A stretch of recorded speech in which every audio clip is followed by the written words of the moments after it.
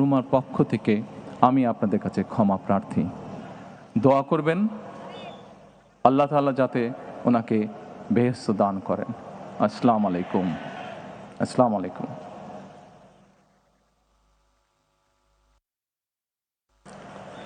দেশনেত্রী বেগম খালেদা জিয়াকে ভালোবেসে শ্রদ্ধা করে যারা তার জানাজায় সামিল হয়েছেন সেই লাখো ভাই বোনকে জানাই গভীর শ্রদ্ধা।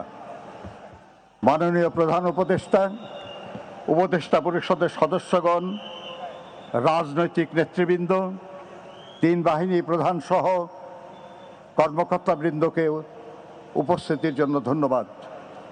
ধন্যবাদ জানাই সশস্ত্র বাহিনী, র্যাব, বিজিবি, পুলিশ সহ আইন শৃঙ্খলার দায়িত্বে নিয়োজিত সকলের প্রতি।